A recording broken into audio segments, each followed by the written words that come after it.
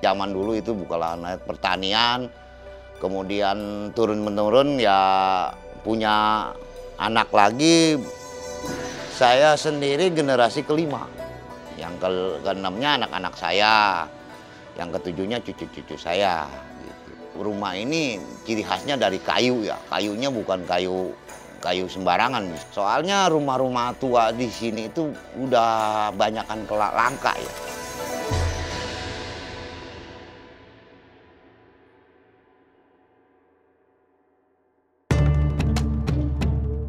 Inilah rumah kebaya, rumah tradisional khas masyarakat peranakan Cina Benteng di Tangerang. Terletak di tengah kawasan persawahan. Rumah ini dibangun oleh keluarga petani keturunan Tionghoa yang sudah menetap di wilayah ini selama generasi kelima. Rumah dengan aksen kayu ini milik keluarga besar Marga Tio.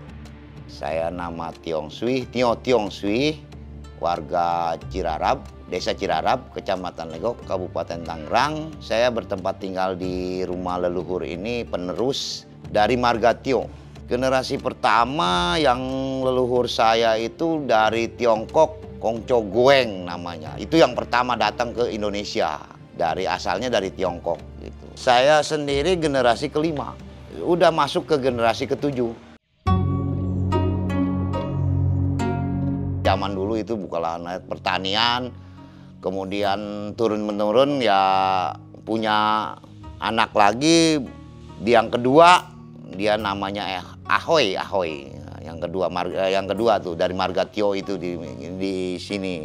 Yang ketiga Ponyan, yang keempat Chongkun, bapak saya. Yang kelima saya Tiong Sui, yang keenamnya anak-anak saya, yang ketujuhnya cucu-cucu saya. Gitu. Luas bangunannya aja keseluruhannya ini kurang lebih di angka 800 meter ya semuanya. Sama gerasi-gerasi mobil atau semua lah pokoknya. Kenapa sih orang Cina Benteng itu rumah kebayanya lebar? Dari mulai pintu pagar sampai dengan yang namanya rumah kebayanya itu atau pintu rumahnya itu jauh sekali. Kenapa? Memang mereka punya tanah luas sekali. Yang biasanya latar itu bisa digunakan sebagai fungsi untuk menjemur gabah atau juga melaksanakan upacara-upacara adat seperti misalnya perkawinan atau bahkan kematian. Jadi dia nggak perlu lagi sewa rumah duka atau dia sewa rumah kawin pada saat ada upacara-upacara demikian. Lalu paseban juga sama. Paseban juga digunakan selain daripada untuk menerima tamu dan juga itu sebagai tempat untuk menaruh yang namanya gabah hasil daripada pertanian tersebut. Rumah ini ciri khasnya dari kayu ya, kayunya bukan kayu sembarangan. Di sini kan banyak kan kalau di Cina sini kayunya kayu nangka semua. Terus modelnya juga beda, disebutnya model rumah kebaya. Model-model kayunya pun beda-beda lagi, gede-gede. Ada macam-macamnya lah gitu. Beda sama rumah-rumah yang ada sekarang gitu. Jendela, daun pintu juga beda. Engsel-engsel pintu pun beda. Dari dulu itu engselnya nggak pernah yang pakai besi. Kebanyakan dari kayu semua. Sekarang itu jendelanya buka lipat. Kalau zaman dulu tuh cuma disorok-sorok aja.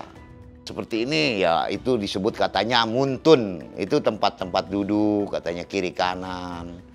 Ya itu disebut muntun katanya zaman dulu itu bapak saya bilang gitu. Yang bagian terpenting itu di rumah ini ya bagian rumah tengah, rumah abu disebutnya. Kalau orang kita bilang rumah gede. Itu bagian terpenting. Di situ ada altar leluhur. Dari zaman yang pertama sampai sekarang pun ada gitu. Ada cerita dari riwayatnya. Ada meja abunya gitu. Itu yang bagian terpenting.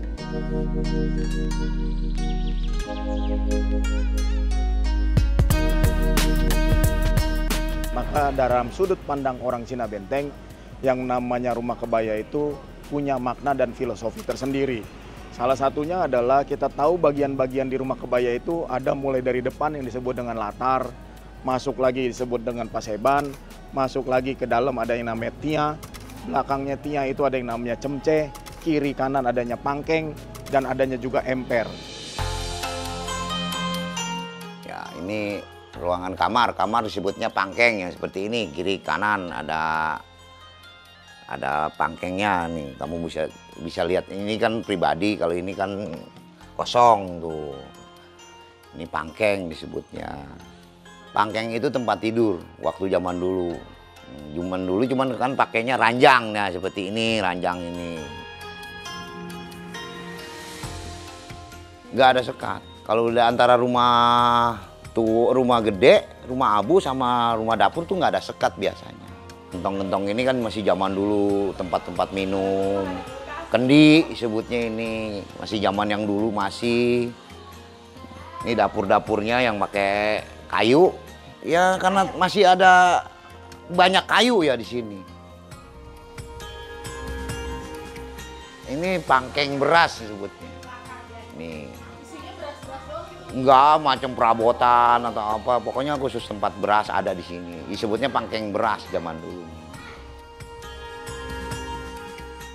Yang ngejaga sih nggak terlalu rumit ya. Ini kan kayu. Ya kemungkinan ya namanya kayu-kayu kuat gini kan paling kita bikin setahun atau 2 tahun sekali kita bikin pernis untuk ngejaga semacam rayap atau apalah, biar bening atau biar bagus lah pokoknya gitu papan-papannya. Cuman itu aja, paling genteng-genteng yang bocor ya wajar lah kita perbaiki gitu. Tantangan sih nggak ada ya. Yang saya jaga itu kan keasliannya ini. Yang masih saya pertahankan ini yang keasliannya. Masih zaman sekarang kan udah modern pakai internet atau apa. Ya saya masih jaga, nggak pernah pakai internet atau apa. Kayu pun masih asli gitu. Ya warga-warga orang-orang Chinese di kampung di sini ya, Cirarap khususnya ya. Semua aktivitasnya itu pertanian, peternakan. Saya sendiri peternakan, pertanian. Usaha saya di bidang itu. Kalau untuk kedepannya, saya sih seperti ini aja. Nggak mau direnovasi seperti pasang batu atau apa. Rumah kayu ini harus dijaga terus sampai anak dan cucu saya ini berikutnya. Gitu.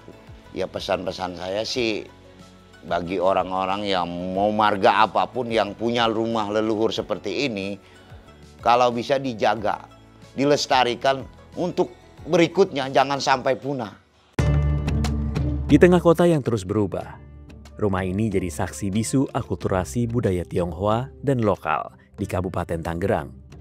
Rumah Marga Tio menjadi bukti bahwa sejarah bisa tetap hidup selama ada yang mau merawatnya.